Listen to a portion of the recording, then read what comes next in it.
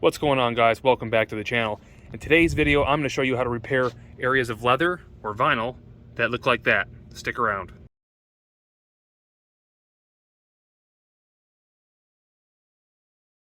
Alright guys, to start, thank you for coming back to the channel. And if you haven't been here before, this channel is mostly about doing repairs and building things, but a lot of times we do content on German and European cars, BMW, Jaguar, Land Rover, cars of that nature. In today's video, as you already heard, we're going to be repairing some leather, and I wanted to show you guys exactly how I do that. There's a couple different methods of doing this. This one has worked well for me in the past.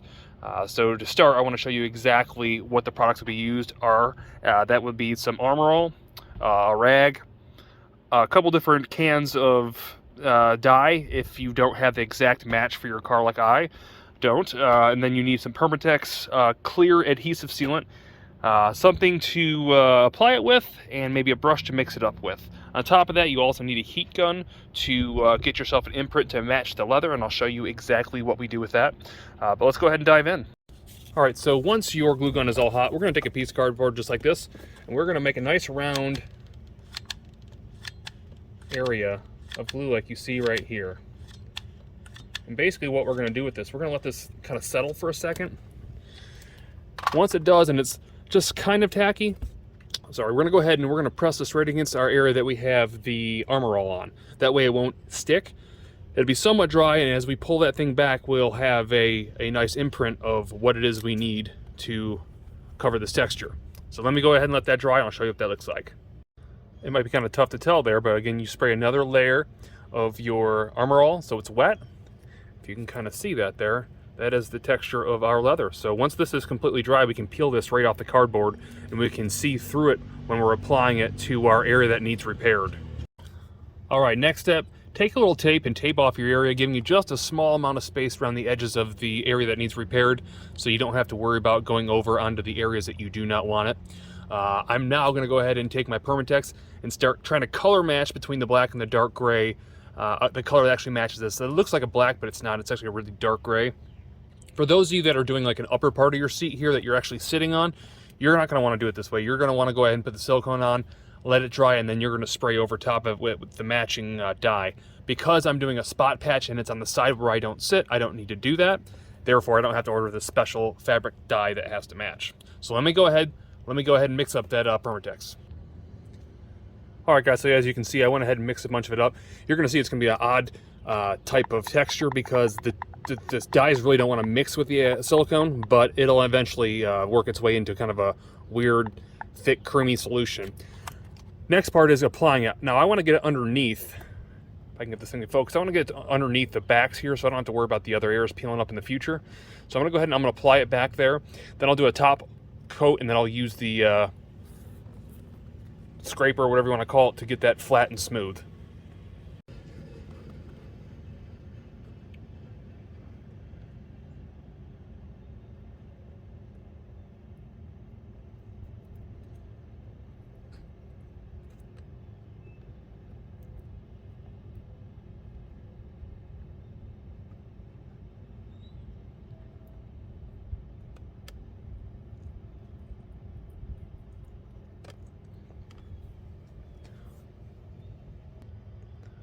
All right, now that we have the undercoating set, what we want to do now is we want to use our scraper to scrape a bunch of this out and get a nice glaze over top of this. After that's done, we're going to want to let that thing sit for about 45 minutes so it's barely tacky, and we can use our press or our stamp to go ahead and get our texture that we need.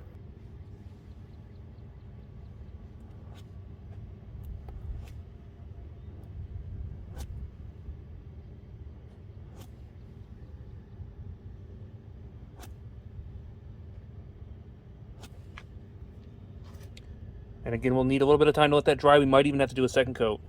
And so now it's probably a good time to go ahead and carefully peel off your tape.